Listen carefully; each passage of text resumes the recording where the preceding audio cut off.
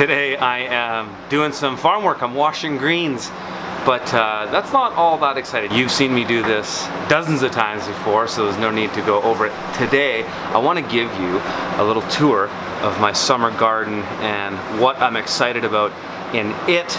Look at some new fruit that I've got, and I'll just finish up these greens and we'll take a little tour of the garden. It's crazy hot today. It's like, what is it, 38 Celsius, so it's just about 100 degrees Fahrenheit. It is smoking hot. But let me finish up these greens and then we'll go check out some of the garden.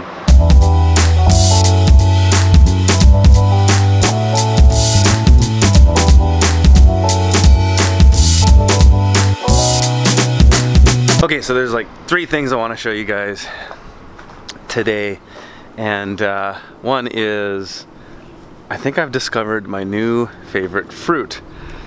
And I think before I would say that it was raspberries because they're really easy to grow. But what seems to be easier to grow are grapes. My grapes are just pumping like crazy. And these are a beautiful seedless grape. They're a seedless coronation. Actually, I'm not even sure they're a coronation, but they are seedless.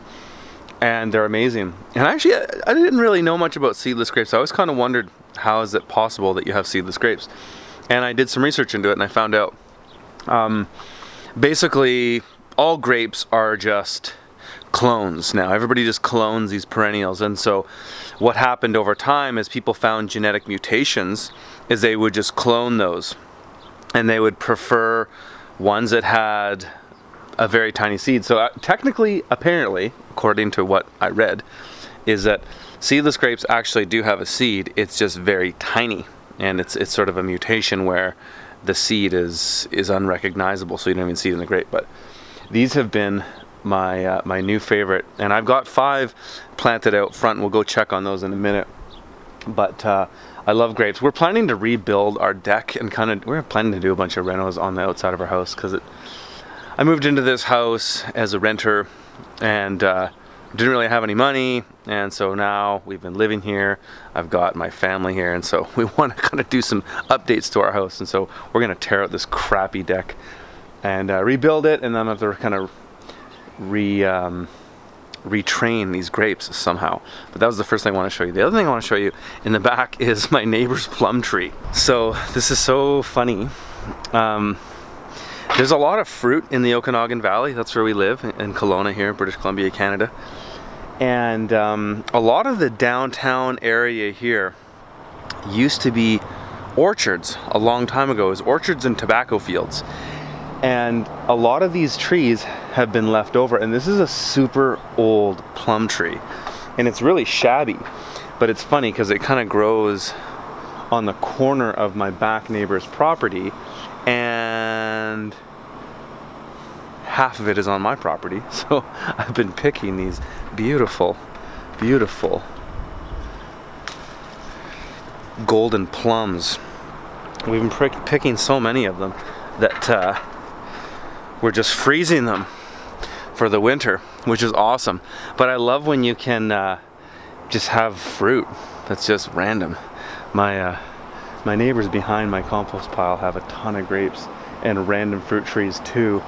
They have a similar plum to mine right over there. So I wonder if at some point these properties were all part of the same orchard. Okay, so our front yard garden is in this sort of height of summer. I've turned a lot of beds over.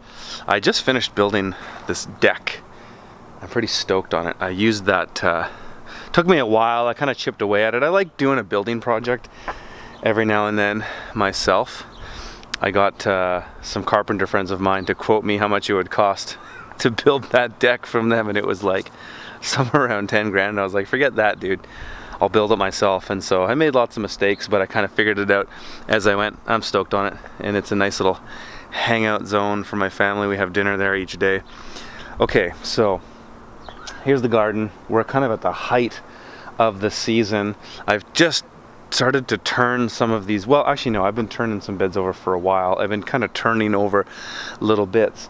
This was my bed of carrots. I pulled out, I think it was I did an Instagram post about it. I don't want to say because I could be wrong, but I think it was like over 100 pounds of carrots on this total bed, which was awesome because this bed's only 18 feet long.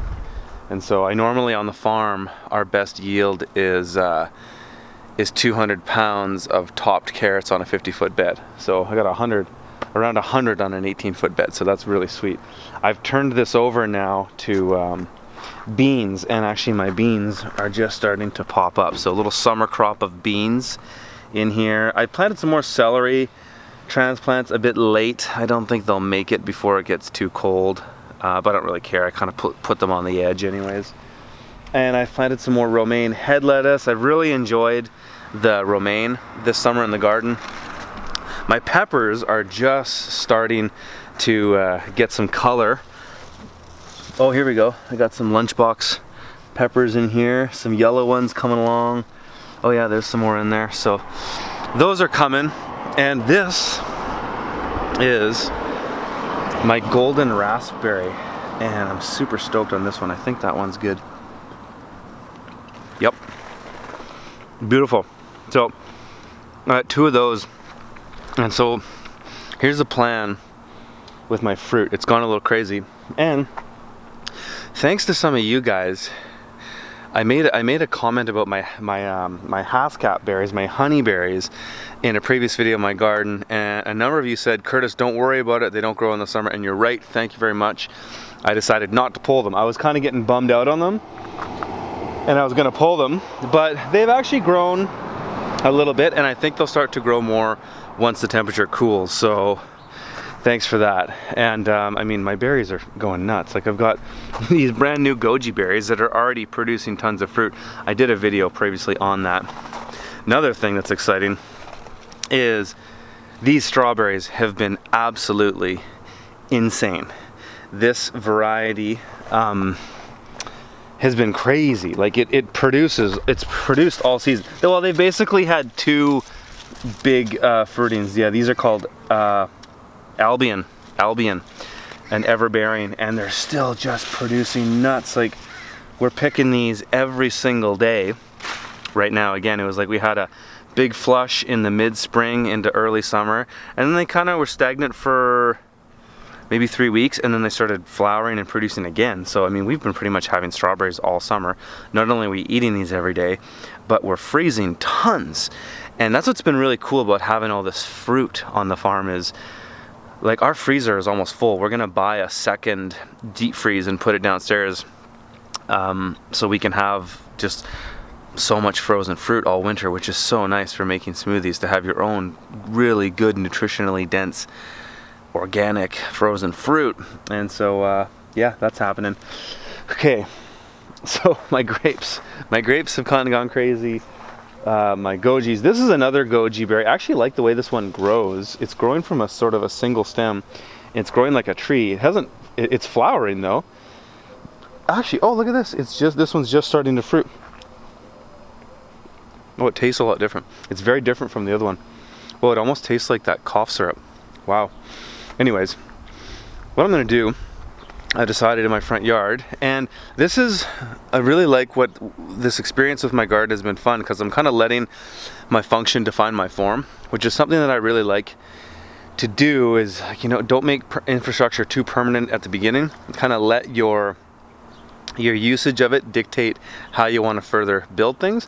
And so what I'm going to do is build a big trellis all the way around my front yard. I'm going to put in 6x6 posts every 16 feet there, and then I'll go every 8 feet here. I'm going to put a big arbor on the top. It's going to be 8 feet off the ground, so it'll be really high. And then I'm going to put tension wires in between it, much like in a vineyard. And then I'm going to trellis all this stuff and train it with sort of an espalier style growing. And then my front yard will be a big wall of green. So yeah, that's what we're going to do there. Pretty stoked on that. My raspberries are done for the season. We pruned them back. I'm actually going to prune them back even further. That's sort of a seasonal berry, but they've been really, really productive. My patty pans and zucchinis have been insane. One thing I did, are they gone actually? My One thing I did yesterday or last night, I picked a bunch and I put them outside my fence with a little note. And oh yeah, I have an image of that note. Oh yeah, somebody came and took them. Great. So I put an image saying, help yourself, take these. And somebody did, which is awesome. It's funny because like with a garden like this, you know, you can't even really be greedy.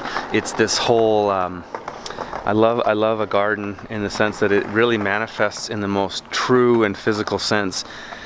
The idea of an abundant mindset is that you've got so much that you can't not share it. And so that's what happens with the garden.